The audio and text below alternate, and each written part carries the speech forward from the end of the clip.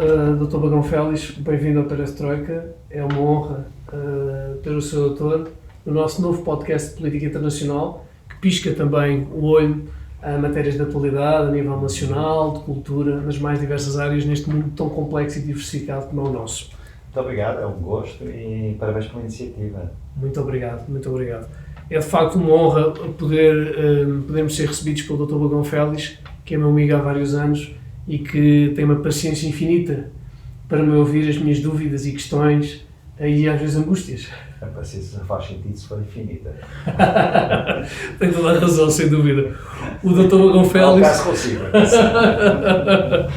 O Dr. Bagão Félix é gestor, professor, foi secretário de Estado dos 6º, 7º, 8º e 11º Governos Constitucionais, do Dr. Sá Carneiro, do Dr. Balsemão, do Professor Cavaco Silva também. Depois foi ministro no 15º e 16º Governos Constitucionais, liderados pelo Dr. Durão Barroso e do Dr. Santana Lopes. Foi também membro da Assembleia Parlamentar do Conselho da Europa, uma experiência internacional também a esse nível. Foi membro do Conselho de Estado, é autor de diversos livros, um apaixonado por botânica e um benfiquista indefectível. Sim, isso é verdadeiramente o aspecto mais definitivo que eu tenho. e temos em comum essa matéria. Não posso manifestar muito aqui sobre isso. Fica para outra conversa. Sem dúvida, sem dúvida. O Sr. Doutor, aliás, fez parte dos órgãos diretivos dos Esportes do Benfica. 93, 94. Exatamente. Da presença de Jorge Brito, exatamente, Jorge Brito. Eu tinha... há várias questões e o Sr. Doutor, para que fique claro, eu considero o Sr. Doutor, porventura, a pessoa mais inteligente que eu conheço. O que não quer dizer que às vezes não discordemos pontualmente. Se estiver só a falar comigo, é natural que considere a pessoa mais inteligente, porque sou o único. Isto tinha que ficar registado, porque eu tenho de facto uma imensa estima e imensa apreço pelo Dr. Bagão Félix. E eu gostaria de lhe perguntar como é que um democrata cristão, como é o Sr. Doutor, embora um homem livre, e que apoiou, aliás, Fernando Medina nas eleições autárquicas, que era o candidato do Partido Socialista, o ex-presidente da Câmara de Lisboa, como é que vê a situação política, não só nacional, mas internacional, em que há um crescente de radicalismos? E o democrata cristão é um moderado por excelência, a democracia cristã na sua gênese é moderada. Portanto, como se sente, como vê isto?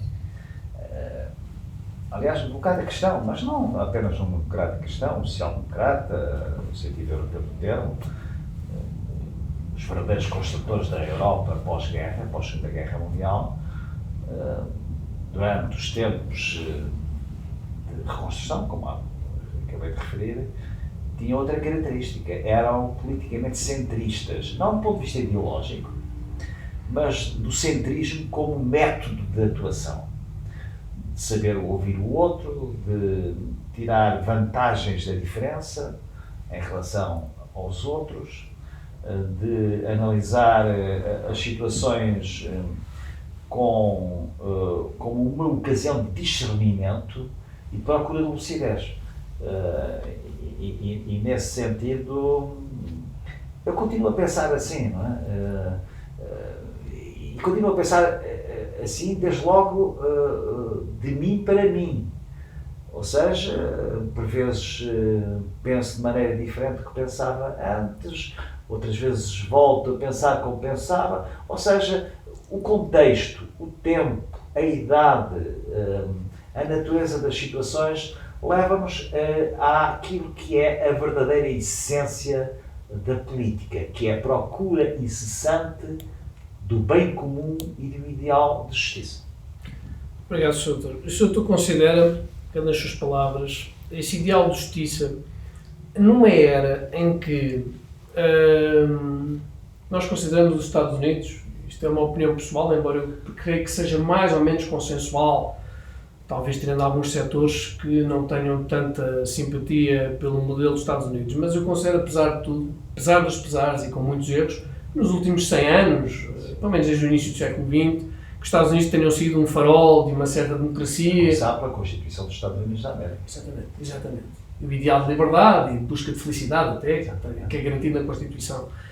não considera que os Estados Unidos tenham perdido nas últimas décadas algum dos princípios que os norteavam e que isso tenha influenciado decisivamente e negativamente a política internacional, ou seja, um crescente dos radicalismos e que nós assistimos nas democracias europeias e até na América do Sul, no caso do Brasil?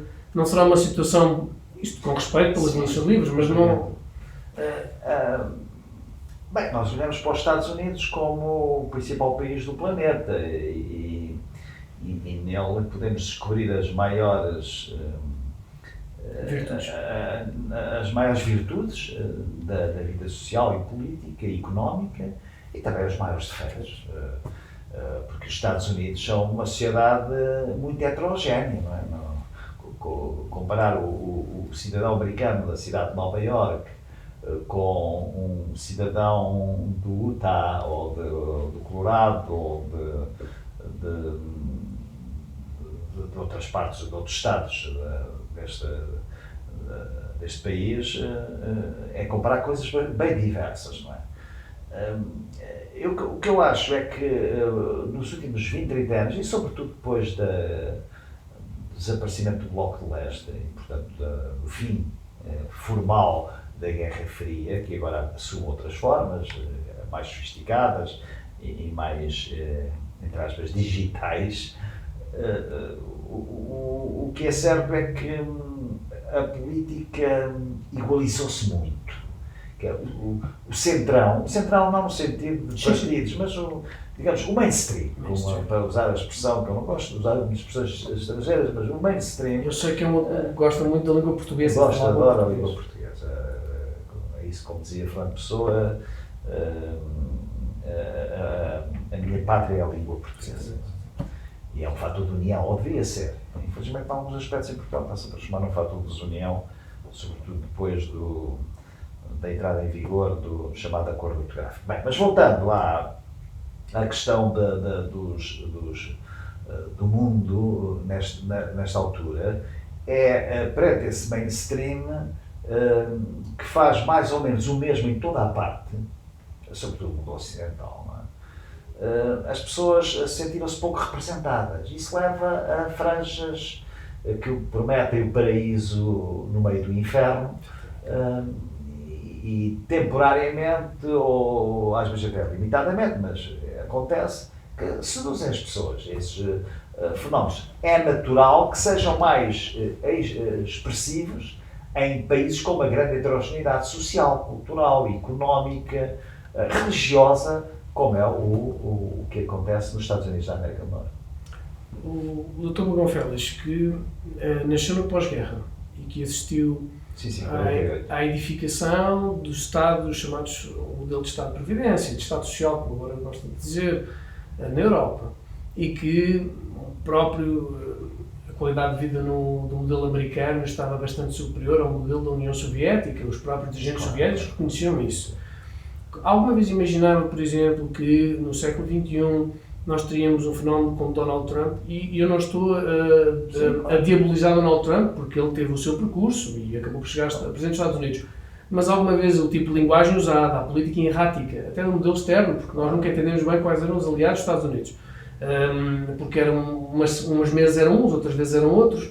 Alguma vez se pensava, por exemplo, há 30 anos, quando a União Soviética estava a terminar, em que os dirigentes, podíamos discordar do ponto de vista ideológico ou não, mas em que tínhamos o Gorbachev, pessoas de grande craveira no mundo internacional, onde o Presidente da República Portuguesa, Dr. Mário Soares, o Primeiro-Ministro era o Professor Cavaco Silva, onde havia um grande respeito pelas alianças internacionais, embora houvesse o peso de debate e de intervenção.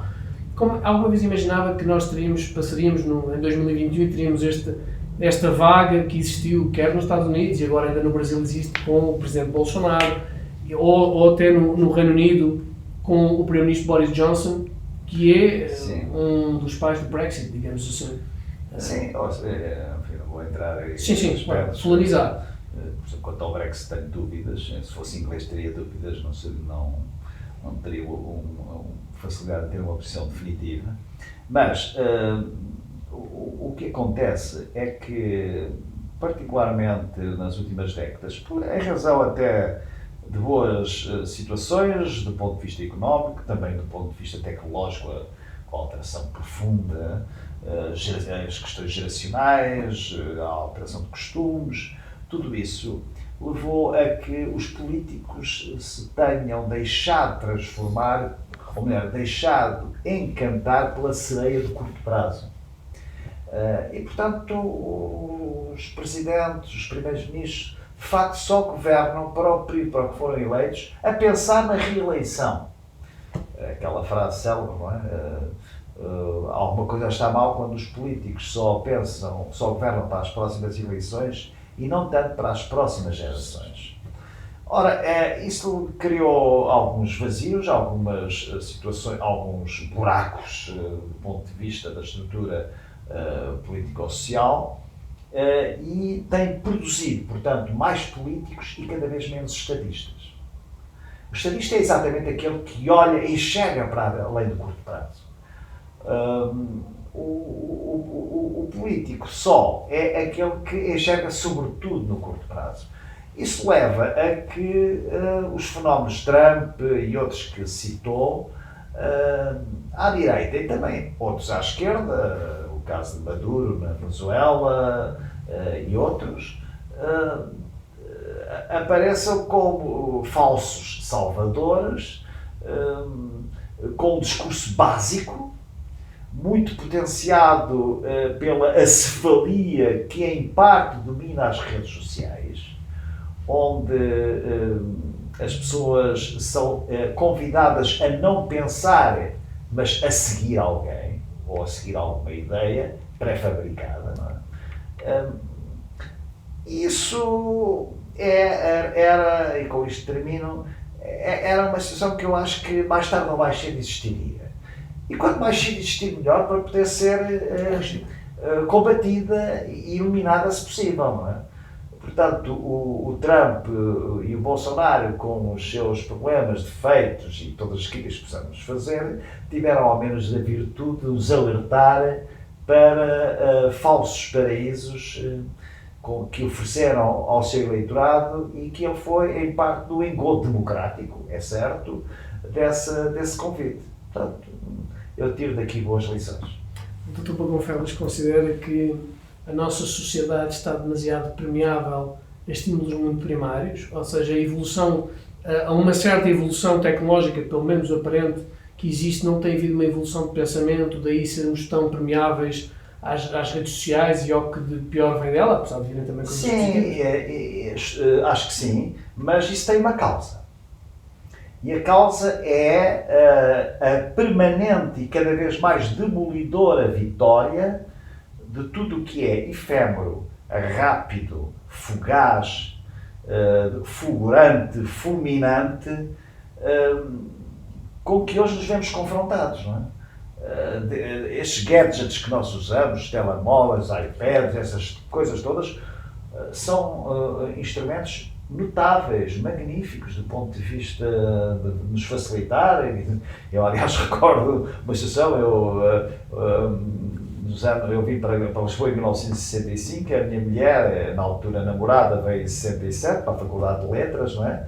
E às vezes perguntamos, estamos aqui os dois sentados e não sabemos, isto estou a dizer com total autenticidade, não sabemos como é que nós resolvemos o problema, vivendo eu num quarto em Campo de Ourique, vivendo ela num lar perto da Avenida de Roma, quando eu não podia ter com ela para jantar na cantina da cidade universitária, como é que eu faria? Porque não havia telemóveis, eu não tinha telefone na casa onde vivia, quando queria falar aos meus pais tinha que ir aos correios. Olha, sabe o que é que isso provocou? O respeito pela ética da pontualidade. Porque hoje, quando uma pessoa se atrasa, manda um SMS, é o trânsito, já chego aí daqui a pouco. Portanto, houve alguns aspectos da ética da exatidão, para ser mais rigoroso, que desapareceram. E essa ética da exatidão, entre outros aspectos, levou a esta ideia de que o que hoje as pessoas querem viver numa sociedade de fraldas. Já vou explicar porquê. Fraldas, analgésicos e micro-ondas. Porquê? Fraldas, porque tudo é descartável. É uma ótima expressão. Micro-ondas, porque quer que tudo se faça de repente. Não é? É instantâneo. É instantâneo. E analgésicos, porque as pessoas hoje não toleram a dor, o sofrimento. O sofrimento faz parte da nossa passagem por este mundo. De uma maneira ou de outra, é inerente à nossa natureza, não é? Temos paixão, temos alegria, temos êxitos, temos insucessos, temos fracassos, temos sofrimento, temos tudo, com maior ou menor grau. E portanto o que hoje as pessoas buscam, e que de algum modo os políticos em geral alimentam, é o aumento daquilo que eu chamo a felicidade nacional bruta a preços do mercado. É essa a ideia. E por isso hoje as pessoas não pensam. Quer dizer, sentem o dinheiro no bolso e sentem como o que é natural, porque as pessoas querem viver bem, é um objetivo civilizacional, e sem dúvida. Mas, repara bem, só mais esta reflexão, estávamos aqui umas horas a conversar só sobre esta questão. Mas é fascinante ouvi-lo. Hoje as pessoas já não vivem para o que é importante, vivem para o que é urgente. Ou melhor, para o que é falsamente urgente. Reparem bem, hoje estamos aqui no dia X de outubro de 2021. Mais do que eu, que tenho estado em casa a trabalhar, e no vosso caso, certamente com mais correria e tudo isso, o vosso dia foi feito de urgências, falsas urgências, não é? E às vezes nós chegamos ao fim do dia e dizemos, mas o que é que foi hoje o meu dia? Olhamos ao espelho, ao auto-espelho, não é? O que é que hoje fiz de alguma importância? Importância desde logo para cada um de nós, não é? Ora, esta dicotomia entre urgente e importante é dramática, porque há uma regra que a idade ensina inexoravelmente. A maior parte das coisas que são importantes não tem urgência nenhuma. E a grande maioria das coisas que nós dizemos que são urgentes não tem importância nenhuma, é o contrário. E este é o tempo da vitória, do efêmero, do rápido, do mais veloz, do mais... por exemplo, as redes sociais, os twitters, potenciam tudo isso, não é? Eu, às vezes, tenho pessoas, amigas, que, coitadas, mandam muitas coisas no WhatsApp e, a certa altura, parem, assim, não, eu quero entrar dentro de mim, quer dizer, esta coisa, a certa altura tem que terminar, porque isso está-me a cansar, porque isso está-me a violentar, no sentido da paz interior que eu quero manter. Compreende? E depois tem que se responder, porque se não se respondesse, parece que estás zangado comigo, encontra-me na rua, estás zangado, não respondes àquelas duas piadas que eu te mandei e tudo. O imediato da resposta. Mas eu disse, é só se tiver uma secretária ou um secretário para isso, porque eu não tenho, quer dizer, não pode ser. Os e-mails junk, os e-mails falsamente, que não parecem junk, mas são, não é? Quer dizer, só o trabalho de os apagar, só o trabalho de ler o título. Vamos para o essencial, discernir. A crise é uma ocasião de discernimento, discernir o que é essencial.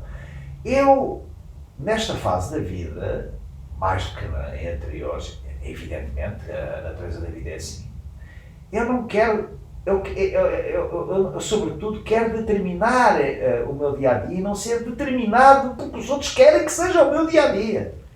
Percebe? Bem, isto, olha, já desabafei um bocadinho. Doutor Manuel Félix, eu perguntava-lhe se, e muito bem, eu perguntava-lhe se estamos perante, e esta é uma expressão perigosa que eu vou utilizar, mas vou utilizá-la de forma propositada. Será que estamos perante uma falsa evolução? Ou seja, uma aparente evolução tecnológica, que eu não nego, e todos beneficiamos. Desculpa, esta questão da vacina é uma coisa absolutamente... Felizmente veio por essa. Tem o dedo de Deus, para quem tem o dedo de Deus, é realmente notável. A ciência não é incompatível com a ética e também com as religiões, com a abordagem religiosa, mas aqui, de facto, são coisas notáveis do ponto de vista tecnológico.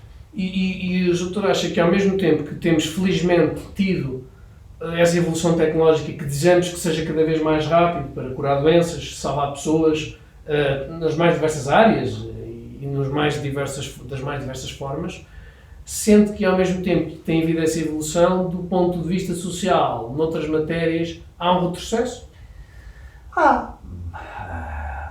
É outra face da moeda, não é? Quer dizer, há um retrocesso na medida em que é como quando nós vamos a uma loja e compramos um pronto a vestir, não é?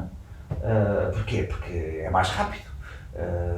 perdemos menos tempo. Esta coisa da ideia de perder tempo é como aquelas coisas de matar o tempo. O tempo não se mata, o tempo vive-se. Quando alguém já vou matar o tempo ali. Não, matas no tempo. Pá. Nós não somos assassinos do tempo. Nem devemos deixar que o tempo nos mate. Agora perdi-me, porque a sua questão era... Tinha a ver com o processo em alguns aspectos. Porque há aqui um ponto que é decisivo. Não é? Há centenas de anos, ou até há relativamente pouco tempo, não é? Ainda há casos, infelizmente, corríamos o risco de nos transformar em escravos. Não é? Agora tornamos o risco de transformar em robôs. Quer dizer, com grande energia, se possível com alguma massa e pouca capacidade de discernimento e de pensamento. Porquê? Porque está tudo formatado. E quando uma pessoa sai do formato... É quase marginalizado?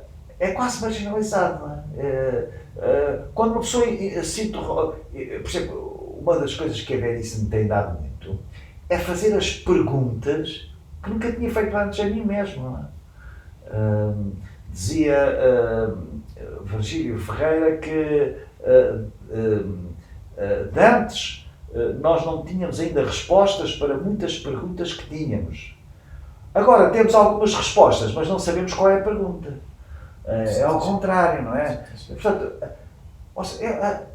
com todo desprendimento, as respostas já me interessam muito pouco. O que me interessa é ter ainda a capacidade de fazer perguntas, de levantar inquietações, interrogações. A ideia da busca é uma ideia que é incompatível com este formazinho standard em que muitas vidas se deixaram aprisionar.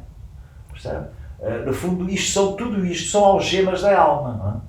Que não nos prendem fisicamente, mas são algemas da alma.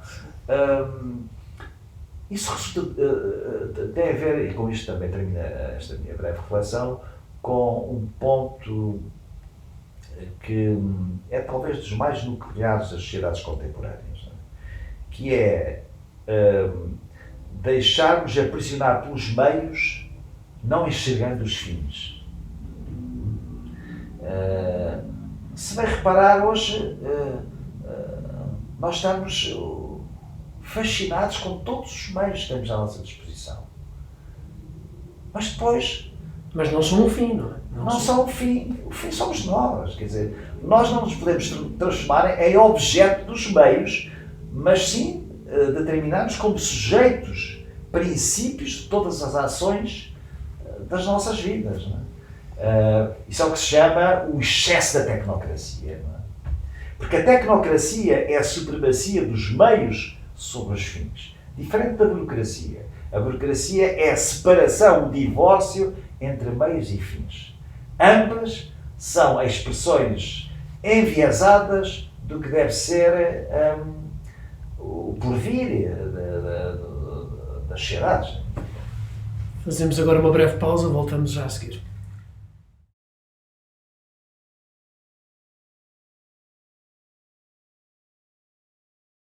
Bem-vindos de volta. O Dr. Bagão Félix falou de coisas fascinantes. Estou a procurar ajustar aqui porque há várias perguntas a fazer e é um tempo limitado, com muita pena minha, mas que é normal, a tal questão do tempo. Eu tinha para perguntar ao Sr. Doutor se a tecnocracia tem sido, as preocupações tecnocráticas têm ocupado demasiado os governos, não só do ponto de vista nacional, mas também internacional, e falta uma visão estratégica, tática, eu sei que existe. Sim. E refiro-me isto a todos os governos, penso que é um problema transversal, até do ponto de vista não só nacional como internacional. Tem faltado uma estratégia de futuro, ou seja, desígnios de futuro, como tivemos, por exemplo, na altura do pós-25 de Abril, em democracia, entrar na União Europeia. Qualquer sociedade, qualquer nação precisa de desígnios para viver e sobreviver. Podemos gostar mais ou menos dos desígnios, mas eles são essenciais, são faróis para guiar as pessoas para uma análise, uma discussão e uma construção permanente do futuro. escutei a sua pergunta e selecionaria apenas uma matéria que revela bem que a política só faz sentido se nós formos o fim dela. É como a moral, não é? A moral reside nas pessoas, não é? A moral é ética, se quiser, mais rigorosamente. E há um sinal preocupante, embora haja muitas tentativas de procurar contrariar este sinal preocupante, mas ele existe realmente, que é a constante violação de um contrato social e ético com as novas gerações. Veja a questão ambiental. Veja a questão dos recursos naturais, da água, dos oceanos, do património, da parte matéria-prima energética, tantas coisas, em que tudo somado ao nível discursivo está muito longe da realidade concreta das medidas tomadas que salvaguardem a garantia de um planeta melhor para... Eu tenho 4 netas e às vezes penso muito nisso, não? Já tenho um tempo limitado de vida. As minhas filhas também já viveram a parte significativa da sua vida, mas as minhas netas e os filhos das minhas netas vão ter um mundo diferente do meu. Eu, por exemplo, percebi, e também é a lição que eu tirei do que era a escassez, a pobreza do pós-guerra, a ideia de que nem sequer tínhamos escolha, mas ensinou-nos a saber viver com uma austeridade ética que eu procuro imprimir aos meus descendentes. Ou seja, nós entre duas coisas não podemos escolher as duas. Uma escolha significa sempre uma renúncia. E quando nós não utilizamos o mecanismo intelectual, cultural, psicológico da renúncia, estamos a violar a nossa própria natureza. Mas voltando a questões ambientais, outra, ao nível da ética geracional, as questões do Estado Social, que há pouco falou. Eu, por exemplo, que até sou relativamente especializado nessas matérias, eu sei bem que as minhas netas, e já as minhas filhas também, não vão ter as condições de reforma e de vivência na fase da velhice, do ponto de vista monetário, ao menos, que eu posso usufruir ainda. E, portanto, essa fragmentação entre as gerações é um aspecto que eu considero mais determinante. Que, aliás, posso sintetizar numa questão que é a seguinte. As pessoas entre consumo e poupança hoje arbitram sempre a favor do consumo. É o ter. E depois o ter passa para um estado superlativo, que é o ter do ter, que é o trocar. E assim sucessivamente. Muitas vezes as pessoas esquecem o próprio ser, não é? Aliás, já agora são parênteses, eu não gosto de dizer que tenho fé, eu gosto de dizer que às vezes sou em fé. Porque a fé não se possui. Eu não tenho nem essa capacidade, nem esse dever, nem esse direito. Não é uma coisa que se possua. Mas repare bem que o verbo ter domina completamente a nossa linguagem. Hoje já não digo, estou preocupado, digo, tenho um problema. Quer dizer, até os problemas eu gosto de ter, possuir, não é? É de tal maneira a fome, a preocupação de ter, às vezes repito, esquecendo do ser, que até os problemas transformam numa posse. Acha que é uma Aliás, deixa-me dizer, no futebol, tem a posse da bola. Tem a bola. Tem a posse, eu não sei o que é. Tem mais posse de bola. Sim, porque a posse já implica ter, portanto seria um... Há tempos ouvi uma pessoa a dizer tenho um casamento bom. Não tenho um casamento bom, pá. Desculpa. Vivo. Sou feliz com o meu casamento. Sou o verbo ser, pá. Usemos mais o verbo ser. Acha que isso tem a ver com uma opção materialista que existe? É, de algum modo. Porque, repara bem, hoje as sociedades, não são só os governos, as próprias sociedades, em primeiro lugar, são estimuladas pelo consumo. Consumo que, aliás, que leva à poupança negativa, que se chama endividamento. O endividamento é o outro lado da poupança. Ainda agora estive a ler o Orçamento do Estado. Este, como outros anteriores, aqui não estou... Sim. Mas a palavra poupança, em 453 páginas, aparece uma vez. Poupança enquanto variável macroeconómica, entende-se. Aparece uma vez. A palavra consumo aparece por todo lado. Ora, não há futuro sem poupança. Poupança num país, e poupança numa família. Porque uma pessoa quando poupa, está a renunciar ao consumo imediato e a diferir esse consumo mais para a frente.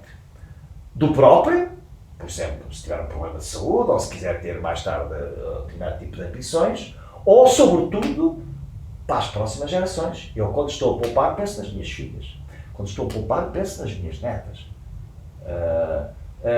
Quando digo assim, não vou consumir isso, que é uma ilusão, é uma fantasia, passar 3 dias isso não me interessa nada, aquelas coisas também, já passei por essa fase, comprar tapetes rolantes, ora, para que eu tenho as telas? É para andar na rua, ou uma bicicleta não sei o quê, ou uma coisa que me disseram, compras isto, compra esta última gama porque senão vais atrasado, e lá vou eu às vezes, agora já não vou, comprava aquilo, e portanto transformavam-se rapidamente em velocidade crescentemente acelerada em monos, que depois não sabíamos onde é que iríamos deitar fora, e dávamos, e damos, e tudo bem.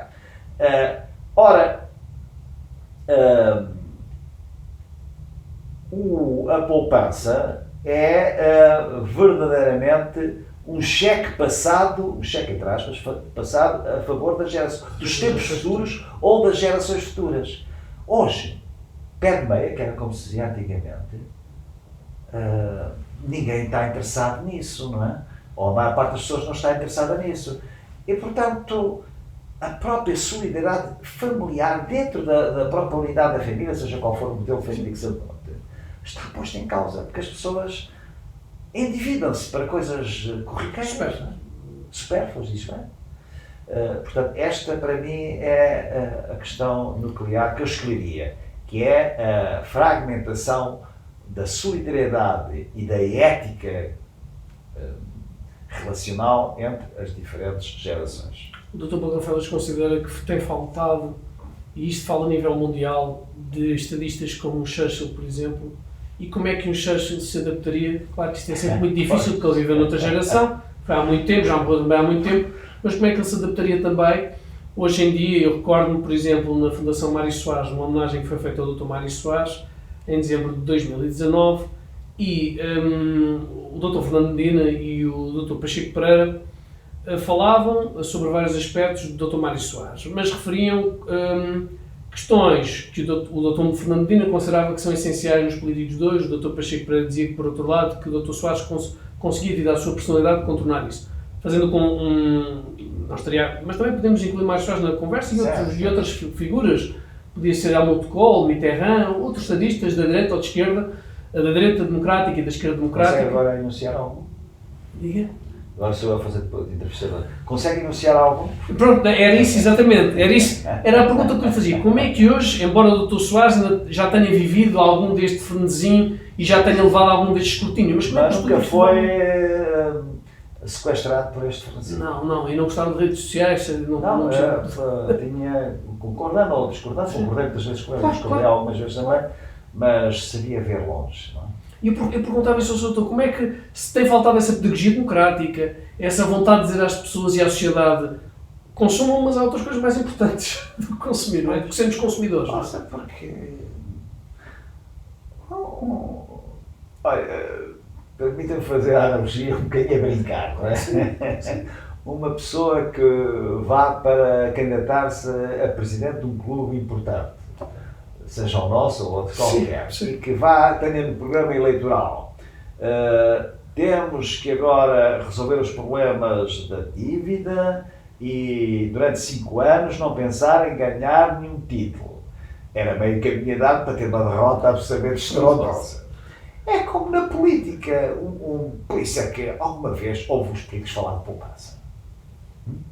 Isto só para dar um exemplo. A palavra poupança não está em nenhum tratado da União Europeia. Está a dívida, está o PIB, está o desemprego, também não está muito, infelizmente também. Está uma série de coisas. Está o déficit, poupança não está. Porque isso era um suplífero, era uma maneira de fazer adormecer o eleitorado. E, portanto, o que é que acontece agora? É que isto é um problema que, aliás, é insolúvel, ou pelo menos eu não vejo como é que se resolve. Não é? As democracias vivem bem da vontade popular, da vontade, da legitimidade da vontade popular, mas a vontade popular é alimentada e deixa-se alimentar pelo fascínio não só da moda, do efêmero, pelo fascínio das coisas excitantes, etc. Por exemplo, neste momento, a Europa e também Portugal vive uma coisa absolutamente trágica, que é, só para dar um exemplo concreto, há pessoas que têm empréstimos hipotecários para a sua casa, legitimamente têm, e que, em vez de pagar juros, neste momento estão a receber juros como devedores. E há pequenos e médios aforradores que têm dinheiro no banco, que praticamente não têm juros e, pagando as alcavalas, as comissões e outras coisas na sua conta bancária, chegam ao fim do mês com menos dinheiro que tinham antes. Ou seja, quem poupa recebe menos. Isto é uma caricatura, porque não é tudo assim. Quem poupa recebe menos. Quem se endivida recebe mais. Uma contradição. Isto é um nonsense completo. É a destruição da lógica com que se constrói o mundo. Não é apenas a economia. Com que se constrói o desenvolvimento das sucessivas gerações. Com que se dá o testemunho às gerações futuras.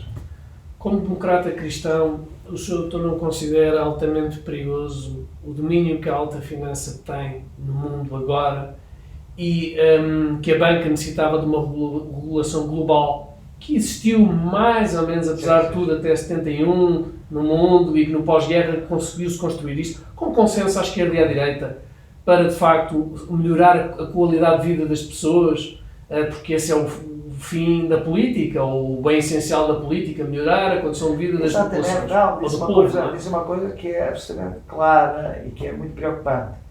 É que antes a política, no sentido mais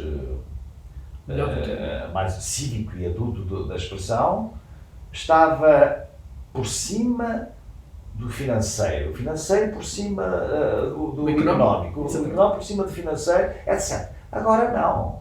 Agora há os poderes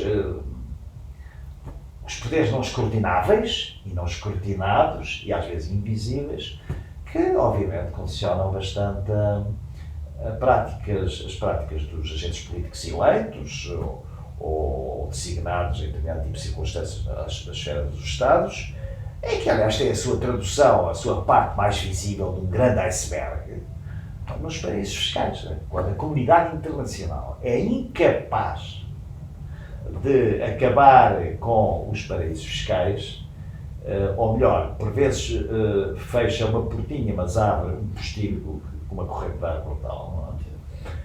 Para inglês ver, agora não é inglês, agora é português e todos os outros, não é? Essa do inglês só, não é? Alguma coisa está mal, não é? Quer dizer, agora, de vez em quando há uns papers, não é? Sim, sim. Aliás, também é uma questão, do ponto de vista ético, enfim, é a velha questão que é difícil responder. Quando é que os bons fins podem esticar meios menos consistentes ou menos bons, não é? Mas isso é outra questão. A liberdade versus justiça. Exatamente. Mas esses papers passam, agitam durante alguns dias e depois as pessoas esquecem. Aliás, a desmemoriação é uma das peças fundamentais das sociedades contemporâneas. No dia seguinte já ninguém se lembra do noticiário do dia anterior. Não é? Vão para o próximo caso. É tal a sociedade do descarte que fala o Papa Francisco, o descarte.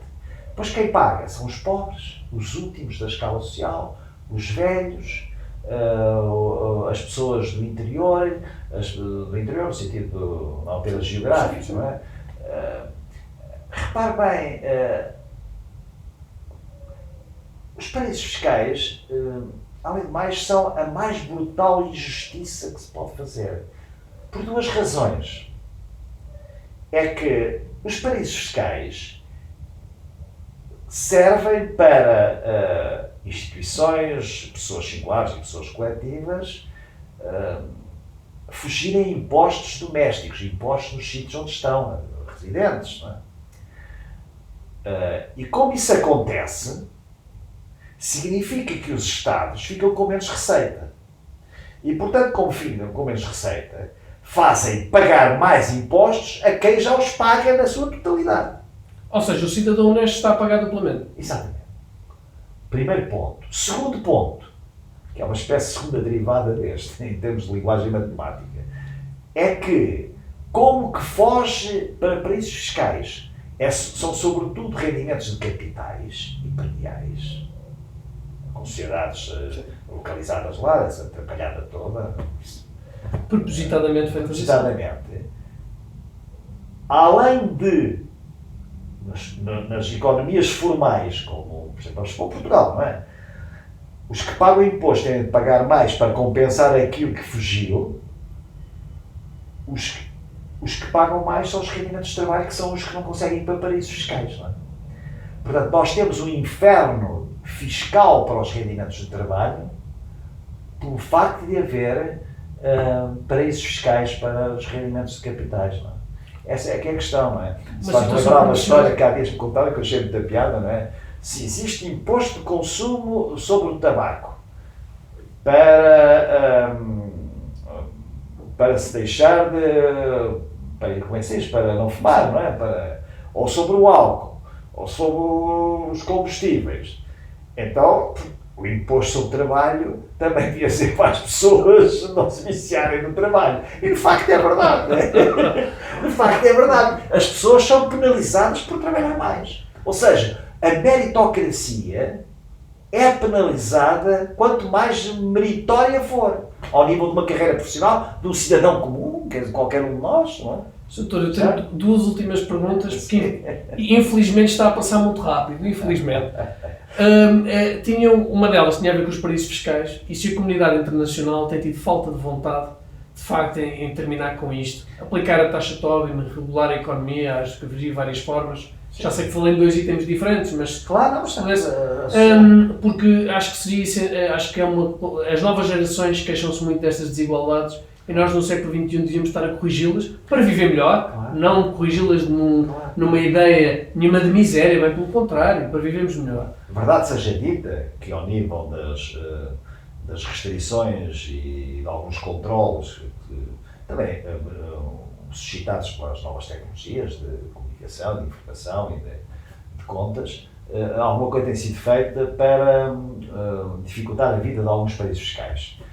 Agora, quando, por exemplo, no contexto da União Europeia há paraísos fiscais em alguns países da União, está tudo dito, não é? Se nós dentro de uma União, em que falamos de tudo e mais alguma coisa, em que usamos loas à União e tudo isso, e depois há offshores no Luxemburgo, na Áustria, em Malta, na Holanda, etc. Não é? Como é que nós podemos fazer isso a nível do planeta? É evidente, voltamos à velha questão, isso com grande vontade e com grande coragem até podia ser possível. Só não é possível porque as tais forças ocultas e não escrutináveis, nem escrutinadas que existem no mundo, conseguem sobrepor-se aos poderes políticos. Dramático. Sim? É dramático. É dramático, sem dúvida. Eu faria a última pergunta ao Sr. Doutor, com pena minha porque estaríamos horas a conversar. O Papa Francisco é um oásis neste mundo tão complexo e cada vez mais perigoso? É bom. Quer dizer, de um modo geral, as pessoas olham para o Papa Francisco sob duas perspectivas. Uma do chefe religioso da Igreja Católica e, portanto, na sua ligação com os fiéis. e outra com o chefe político do Vaticano, e que é ouvido e é respeitado pela opinião pública em geral e de modo alargado. Eu acho que em ambas, embora mais nesta segunda perspectiva, o Papa Francisco tem sido um oásis. Primeiro porque é quase o único estadista que eu conheço atualmente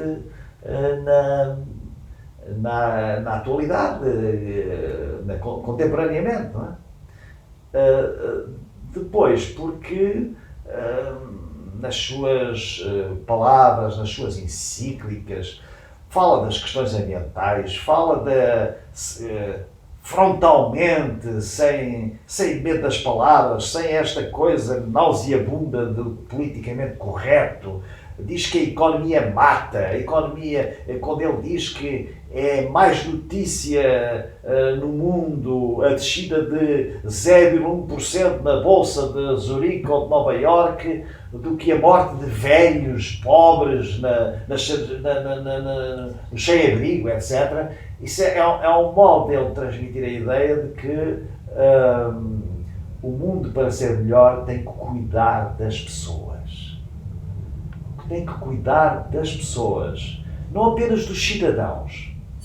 Porque o cidadão é aquele que tem direitos e deveres no ordenamento jurídico, não é? Na cidade, na polis. Cidadão, da cidade, da polis.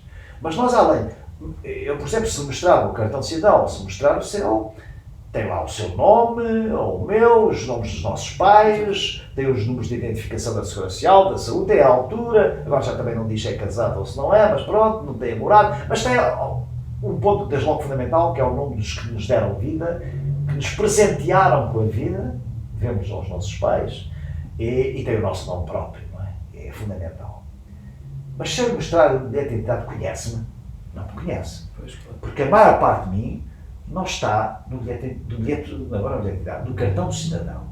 A maior parte de mim está no plano de ser pessoa. Ou seja, ter percepção, ter vontade, ter sensibilidade. Isto é, eu sou solidário, por exemplo, ou de nós pode ser solidário, não é obrigado por lei a ser solidário. Certo? Não é a lei que nos obriga, é a nossa consciência.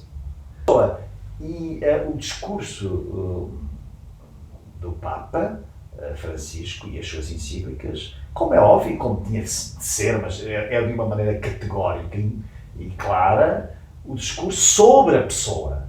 Pessoa humana, mas humana não é preciso dizer, porque é pessoa. Sobre a pessoa, porque ele está para além do discurso sobre o cidadão, ou a cidadã.